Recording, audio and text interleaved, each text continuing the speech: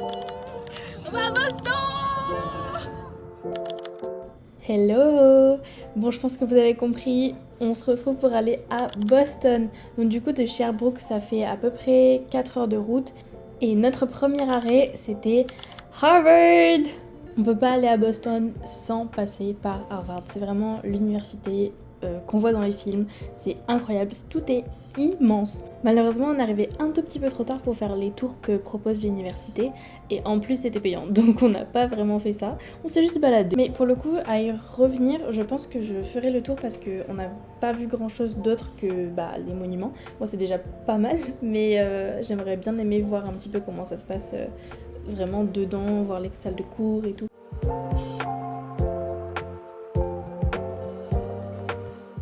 On a aussi vu des turkeys, des dindes en fait, mais on n'a pas du tout compris pourquoi elles étaient là, ni ce qu'elles faisaient en plein milieu, et ça choquait personne, tout le monde était là, c'est normal, il y a des dindons en plein milieu de la route et ça choquait personne.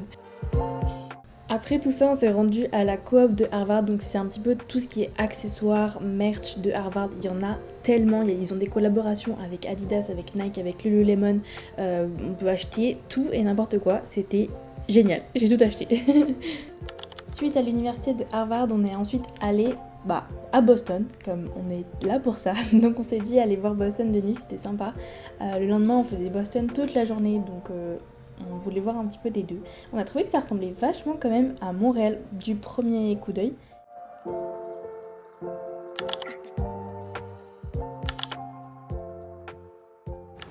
Deuxième jour à Boston. C'est parti! Pour ce qui est de notre deuxième jour ou notre vrai premier jour à Boston, on a décidé de faire une petite marche. On a vraiment marché toute la journée. Donc premier arrêt, Quincy Market. Comme son nom l'indique, c'est vraiment un énorme bâtiment qui a été réaménagé pour accueillir du coup des commerçants. Et comme c'était le matin, on a décidé d'attendre pour prendre à manger que le midi. En se renseignant un petit peu, on a vu qu'à Boston, il y avait cette ligne de briques rouges qui était vraiment la chose à faire quand tu veux visiter Boston à pied. En fait, ça t'amène un petit peu partout dans Boston, faire les monuments historiques et du coup, on s'est un petit peu arrêté de faire les boutiques aussi.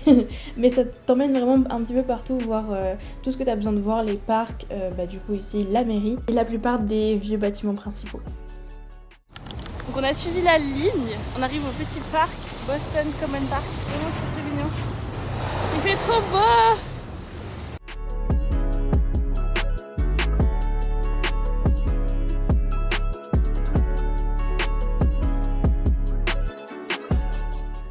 Après avoir fait nos petites photos et nos petites vidéos, on voulait trouver un endroit où trouver un matcha parce que vraiment on voulait aller manger, retourner au Quincy Market. Donc là on a juste pris un matcha mais tout avait l'air incroyable.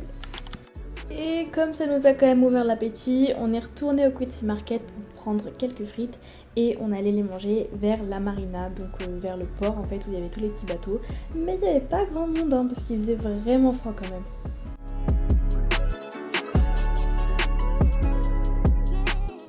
Donc on s'est principalement baladé tout le long, en plus on n'avait plus trop de batterie donc j'ai pas pu trop filmer, mais à la fin on a décidé d'aller voir la grande bibliothèque qui était magnifique. Pour le coup, travailler là, je pense que ça me donnerait vraiment envie de travailler plus dur.